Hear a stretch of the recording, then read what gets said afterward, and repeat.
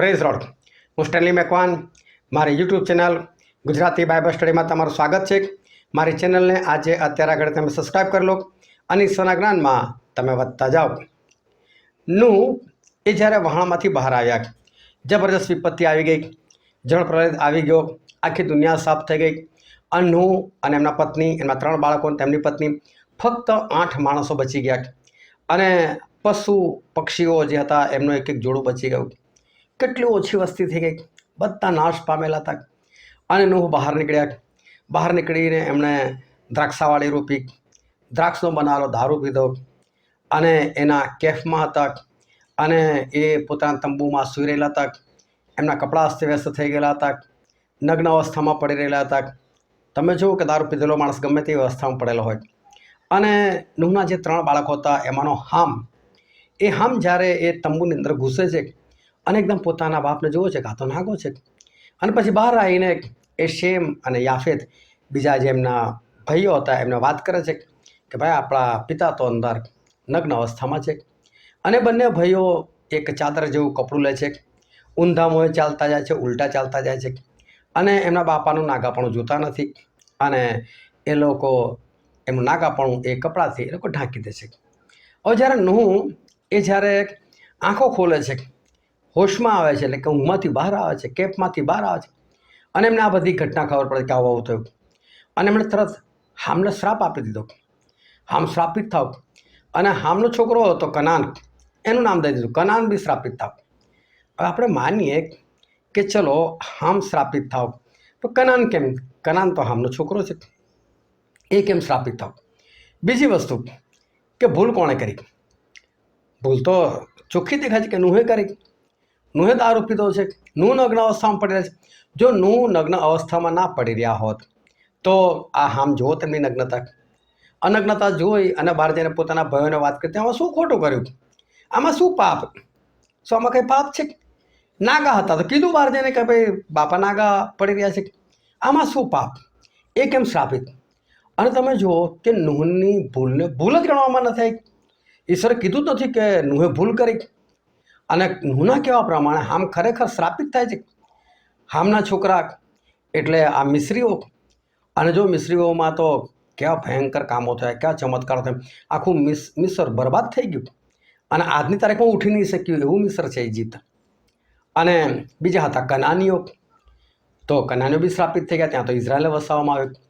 અને જે શેમ હતા એમના છોકરાઓ, એટલે આ ઇઝરાયલ પુત્રો, જે તો આશીર્વાદિત છે.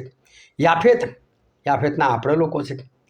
અને આપણે લોકો જે છે એ આપણે લોકોને પણ ઈશ્વરે, વિદેશીઓને પણ પવિત્ર આત્મા આપ્યા, એમના પણ પાપની માફી આપી, આપણને પણ આશીર્વાદિત કર્યા. પરંતુ મારો કહેવાનો મતલબ એ છે, આ આશીર્વાદ અને શ્રાપ એ નૂહના કહેવાથી મળ્યું. પણ શું ભૂલ નૂહની નહીં? આ નૂહની ભૂલ ના કહેવાય કે દારૂ પીને નગ્ન અવસ્થામાં પડે ત્યારે બધી સમસ્યાઓ થઈને? તો ઈશ્વરે નૂહની ભૂલ કેમ ના ગણી? કેમ હામ એ શ્રાપિત થયા? એની પાછળનું કારણ શું? શેમ અને યાફેત કેમ આશીર્વાદિત થયા? એની પાછળનું કારણ શું? શું કશી ગરબડ છે? ના, આની પાછળ એક રહસ્ય રહેલું છે. એ રહસ્ય શું છે એ જાણવાના માટે આ વિડીયોને તમે આખો જુઓ.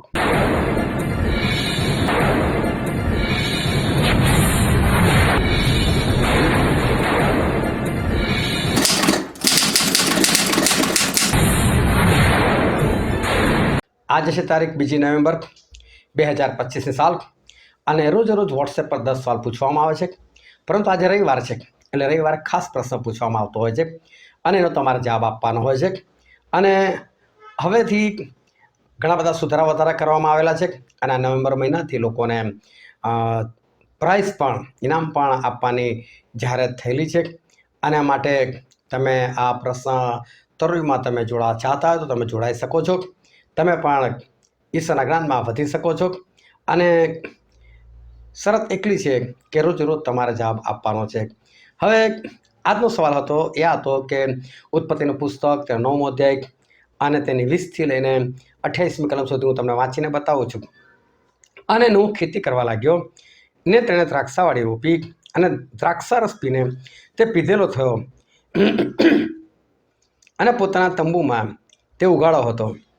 અને કનાનના બાપ હામે પોતાના બાપનું નાગાપણું જોયું ને બહાર જઈને પોતાના બે ભાઈઓને કહ્યું, અને શેમ તથા યાફેતે એક લુગડું પોતાની બંને ખાંધે લઈને પાછે પગે જઈને પોતાના બાપનું નાગાપણું ઢાંક્યું, અને તેઓના મોં ફેરવેલા હતા, ને તેઓએ પોતાના બાપનું નાગાપણું જોયું નહીં. અને નૂહ તેના દ્રાક્ષરસના કેપમાંથી શુદ્ધિમાં આવ્યો, ને તેના નાના દીકરાએ જે કર્યું હતું તે તેણે જાણ્યું, અને તેણે કહ્યું, કનાન શાપિત હો, તે પોતાના ભાઈઓને સારું દાસનો દાસ થશે. વળી તેણે કહ્યું કે યહોવા શેમનો દેવ તેની સ્તુતિ થાઓ, અને કનાન શેમનો દાસ થાઓ. યાફેતને દેવ વધારો, ને તે શેમના મંડપમાં રહો, અને કનાન તેનો દાસ થાઓ. જો શેમ અને યાફેતને આશીર્વાદ આપ્યો, એટલે કોઈ ઉલટા પગે જઈને નાગાપણું જોયું નહોતું અને નાગાપણું ઢાંકી દીધું હતું માટે, અને હા મેં નાગાપણું જોયું અને જાહેર કર્યું, એટલે એમને શ્રાપિત કરવામાં આવ્યા. પરંતુ શું આમાં હામની ભૂલ આપણે ગણી શકીએ? શું આ નૂહની ભૂલ નહીં? કેમ ઈશ્વરે નૂહની ભૂલને ભૂલ નથી ગણી? એવું તો શું હતું કે હામ શ્રાપિત થાય? અધ્યાનથી સમજો. ઈશ્વર એ સર્વશક્તિમાન ઈશ્વર છે, અને ઈશ્વર કદી પક્ષપાત કરતા નથી, એ કોઈનો પક્ષ લેતા નથી.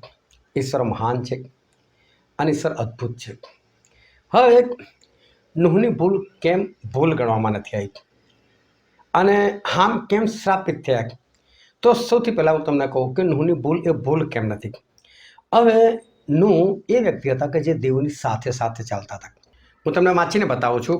ઉત્પત્તિનું પુસ્તક, તેનો 6ઠ્ઠો અધ્યાય અને તેની 9મી કલમ. નૂહની વંશાવળી આ પ્રમાણે છે. પોતાના જમાનામાં નૂહ ન્યાય તથા સીધો માણસ હતો, અને નૂહ દેવની સાથે ચાલતો.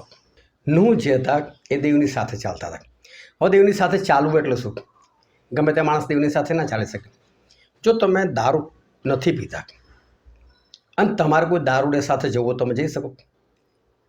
તમે કદાચ 5 મિનિટ એની સાથે વાત કરી શકો, પણ દારૂડિયાને શું જોઈએ? દારૂ જોઈએ. તમને એની દુર્ગંધ ગમતી નથી, દારૂડિયા સાથે તમને વાત કરો ગમતું નથી. તમે એની સાથે ચાલીને કેટલું ચાલો, ત્યાં સુધી ચાલી શકો જ્યાં સુધી દારૂ નથી પીતો. પણ જ્યારે દારૂ પીએ ત્યારે તમે એની સાથે રહી શકો, તમે એની સાથે સૂઈ શકો, તમે એની સાથે બેસી શકો, તમે એની સાથે વાત કરી શકો. દુર્ગંધ આવે, ના ગમે, ના મજા આવે, તમે એની સાથે ના રહી શકો. પ્રભુ સાથે કોણ રહી શકે? પ્રભુ પવિત્ર છે, એમની સાથે કોણ ચાલી શકે? તો એમની પવિત્રતામાં તમારે ચાલવું હોય ને તો તમે દેવ સાથે ચાલી શકો, નહીં તો તમે દેવ સાથે ના ચાલી શકો. નૂહ દેવની સાથે ચાલનાર વ્યક્તિ. તો તમે વિચારો નૂહ કેટલા સરસ હતા. શું કે પોતાના જમાનામાં નૂહ ન્યાયી હતા, એટલે કે આજ્ઞા પાડનાર હતા. નૂહ સીધા હતા. વિચાર કરો કે નૂહ માટે કેટલું સરસ સરસ લખવામાં આવ્યું. અને આખી દુનિયામાં નૂહ એકલા ન્યાયી ઠર્યા. અને ઈશ્વર નૂહને કીધું કે નૂહ તારા લીધે તારા પરિવાર બચાવું છું, બાકી એ લોકો બી યોગ્ય તો નથી, પણ તું વહાણ બનાવી અને તું આ લોકોને બધાને વહાણમાં લઈ લે, એક જોડા પશુ પક્ષીના લઈ લે, અને આખી દુનિયાનો નાશ કરી નાખીશ. વિચાર કરો, આખી દુનિયા ઉલટી ચાલતી હતા, નૂહ એકલા સીધા માર્ગે ચાલતા હતા, ઈશ્વરની સાથે ચાલતા હતા, ન્યાયી હતા અને સીધા હતા. હવે તમે ખાલી વિચાર કરો કે આખી દુનિયા જ્યારે ઉલટી હોય, નૂહને પરેશાન કરતી હોય, સતાવતી હોય, એવા સમયે ઈશ્વરમાં રહીને આખું વહાણ પૂરું કરવાનું, ઉપરથી આ લોકોને ઉપદેશ કરવાનો કે તમે બચી જાઓ, જળપ્રલય થવાનો, બચી જાઓ, જળપ્રલય થવાનો. કેટલી મોટી વાત! આ બધામાં નૂહે કોઈ જગ્યાએ પાપ નથી કર્યું. અને શું નૂહ એ વહાણમાંથી બહાર નીકળીને દારૂ પીતો થઈ જાય? શું આવી ભૂલ કરે? એ ભૂલથી બી ના કરે. પણ લખેલું છે ને શું? એ તો નશામાં હતા, કેફમાં હતા, દ્રાક્ષનો દારૂ પીધેલો હતો એમણે. હા, ખરેખર પીધેલો હતો. તો એમની ભૂલ કેમ નહીં? હવે હું તમને કહું કે દ્રાક્ષ જે છે એનો તમે રસ કાઢો ને, તો રસ આપણા શરીર માટે બહુ સારો છે, બહુ ઉપયોગી છે. જો કોઈ માણસને ભૂખ ના લાગતી હોય ને, તો એને ભૂખ લાગતી થઈ જાય દ્રાક્ષના રસ પીવાથી. જો કોઈ માણસની પાચન ક્રિયા બરાબર ના હોય ને, તો પાચન ક્રિયા સરસ થઈ જાય છે.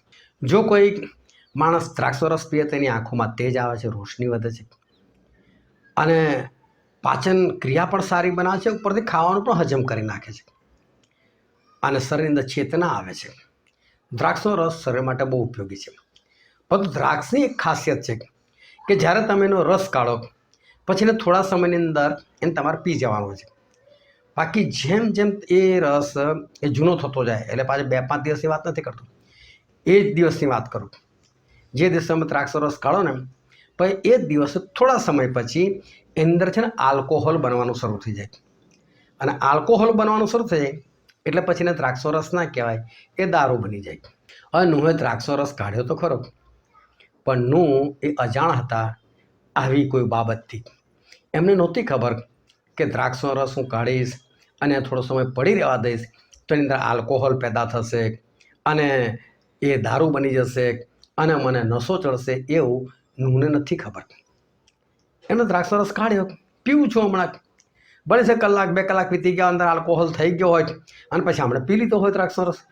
એમને નહીં ખબર કે આ નથી નશો ચડશે, ઊંઘ આવશે ને ઊંઘી જવાશે. અને એટલે એ તો નશો ચડ્યો તો ઊંઘી ગયા.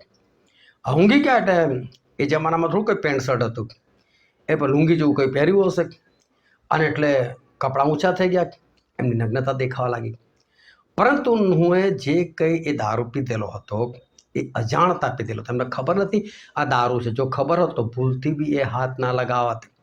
એમને ખબર હોત કે આ રસની અંદર નશો આવી ગયો છે તો ભૂલથી બી હાથ ના લગાવત. એમણે જે કંઈ થઈ ગયું છે એમનાથી એ અજાણતામાં થઈ ગયેલું છે, એટલી સર આ બાબતને પાપ ના ગણ્યું. હવે શું થયું, આદમ અને હવાની વાત તમને વચમાં કરી દઉં કે આદમ અને હવા એ લોકોની પાસે કપડાં નહોતા, એ લોકો નગ્ન હતા, પરંતુ એ લોકો લાજતા નહોતા. એ લોકોને એકબીજાની શરમ નથી લાગતી.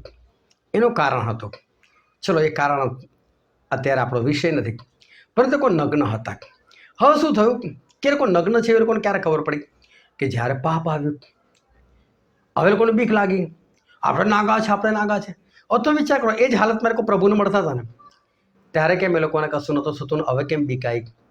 તો નગ્ન એટલે પાપ, નગ્નતા દેખાવી એટલે પાપ દેખાવો. તમે જો કોઈ માણસ એની કદાચ છાપ બહુ સારી છે, એ સારો છે કે નહીં હું એની વાત નથી કરતો, ભાઈ છાપ બહુ સારી છે, આ ફલાણા ભાઈ બહુ સારા, પણ તમને એની કોઈ વાત ખબર છે, એનો કોઈ ગુપ્ત પાપ ખબર છે. સમજી લો કે તમારા ચર્ચનો કોઈ કારભારી, સમજી લો પૈસા ઉઘરાવનાર, લોકો એના વિશે સારું બોલે છે, પણ તમને એવું ખબર છે કે આ માણસને ફલાણી સ્ત્રી સાથે વ્યભિચાર છે. હવે કોઈ તમને એવું કહે છે, યાર કારભારી સાહેબ બહુ સરસ પ્રાર્થના કરાવે છે, મુલાકાત લે છે, દાન લેવા આવે છે તો પૈસા લઈને જતા નથી રહેતા, પણ પ્રાર્થના પણ કરાવે છે, આપણે કાળજી રાખે. અલા એ તો વ્યભિચારી છે, એ તો પેલી સ્ત્રી જોડે એનો તો સંબંધ છે, મને પાક્કું ખબર છે. એટલે તમે શું કર્યું, એનું પાપ ઉઘાડું કર્યું, એટલે કે તમે એની નગ્નતા ઉઘાડી કરી.